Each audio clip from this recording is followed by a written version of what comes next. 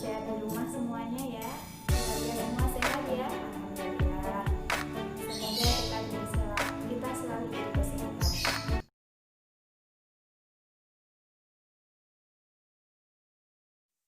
Oke, kita masuk di tema 6, subtema 1, pembelajaran 1, 2, dan 3. Kita masuk di teks eksplanasi. Teks eksplanasi adalah teks yang menjelaskan sebab akibat suatu fenomena, baik itu peristiwa alam, ilmu pengetahuan, sosial, dan budaya yang ada di sekitar kita. Struktur teks eksplanasi itu terdiri dari 3 ya. Yang pertama itu pernyataan umum, deret penjelas, dan kesimpulan. Langkah-langkah menulis teks eksplanasi itu yang pertama yaitu menentukan objek, fenomena, atau kejadian alam. Yang kedua mengumpulkan data atau informasi tentang objek atau fenomena kejadian alam. Yang ketiga menyusun struktur teks eksplanasi. Yang keempat yaitu mengembangkan struktur teks eksplanasinya. Dan yang kelima, menentukan judul teks eksplanasi. Setelah menyusun, mengembangkan, memberikan judul, dan yang keenam yaitu memberikan ketepatan pemilihan kata. Nah, langkah-langkah meningkat teks eksplanasi itu yang pertama yaitu membaca teks eksplanasi. Ya, jadi sebelum meringkas kita harus membacanya terlebih dahulu. Yang kedua menentukan gagasan utama dan jangan lupa dicatat gagasan utamanya dalam setiap paragraf.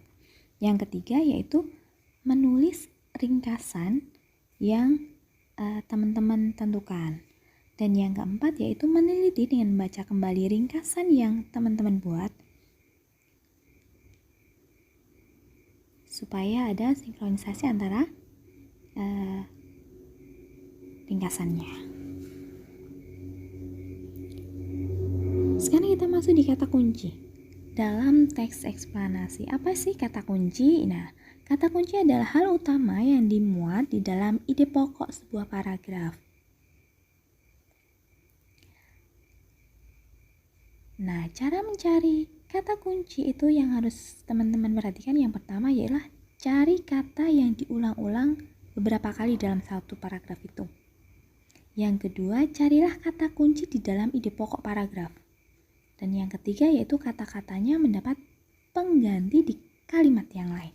Jadi ada 3 kuncinya ya.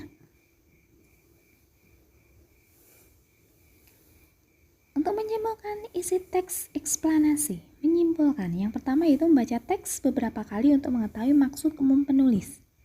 Yang kedua menentukan kalimat utamanya. Dan yang ketiga yaitu membuat kesimpulan dari sebuah isi teks eksplanasi. Jadi teman-teman membaca teks dengan berkali-kali, lalu menentukan kalimat utamanya, dan baru teman-teman menyimpulkan isi teks eksplanasinya itu. Nah, kriteria atau syarat menulis kesimpulan yang pertama itu biasanya kesimpulan itu hasil analisis dari teks yang sudah dibaca. Biasanya juga menggambarkan isi dari paragraf. Dan yang ketiga, berisi hal-hal yang ada di dalam suatu paragraf itu. Sumber energi panas. Sumber energi panas adalah suatu benda yang dapat menghasilkan energi panas. Pasti sudah tahu semua ya. Nah, di sini ada contoh sumber energi panas. Yang pertama adalah matahari. Matahari adalah sumber energi panas terbesar di bumi ya. Yang kedua panas bumi. Yang ketiga korek api, kompor, dan api. Dan masih banyak contoh sumber energi panas yang ada di sekeliling kita. Oke, kita masuk perubahan suhu akibat perpindahan kalor. Suhu adalah ukuran energi panas dalam suatu benda yang bisa diukur dengan termometer. Sifat termometrik adalah sifat yang diukur untuk menyatakan suhu. Suhu satuannya adalah derajat. Nah, air yang ada di dalam termometer disebut air raksa. Kalor itu apa teman-teman? Kalor adalah perpindahan energi panas yang terjadi pada suatu benda dari yang bersuhu tinggi ke suhu yang rendah. Perpindahan kalor ada 3, konduksi, konveksi, dan radiasi. Nanti akan dijelaskan di pertemuan yang selanjutnya. Oke. Kita masuk di tangga nada pentatonis. Apa itu tangga nada pentatonis? Ada yang tahu? Ya, tangga nada pentatonis adalah tangga nada yang terdiri dari 5 nada pokok. Penta, 5. Ton adalah yang berarti nada. Tangga nada pentatonis yaitu dilihat berdasarkan urutan dalam tangga nada. Ada tangga nada pelok dan selindrung. Tangga nada yang kedua yaitu tangga nada diatonis. Di tema yang sebelumnya kita sudah bahas tentang tangga nada diatonis. Masih pada ingat? Ya, kita ingatkan lagi. Tangga nada diatonis itu terdiri dari 7 nada pokok yang berjarak 1 dan setengah. Tangga nada diatonis dibagi menjadi 2, yaitu tangga nada diatonis minor, yaitu sedih, diatonis mayor, yaitu gembira. Kemarin gitu ya kata kuncinya. Nah, selanjutnya kita masuk di interaksi manusia dengan lingkungan. Di tema sebelumnya juga sudah membahas tentang interaksi ya. Masih ingat? Ya, harus ingat dong ya. Interaksi adalah suatu bentuk hubungan apa? Timbal balik antara individu dengan individu, individu dengan kelompok, serta kelompok dengan kelompok. Itu adalah interaksi, pengertian dari interaksi. Nah, sekarang ada dinamika interaksi. Berbagai macam permasalahan interaksi manusia dengan lingkungan alam, sosial, budaya, dan ekonomi.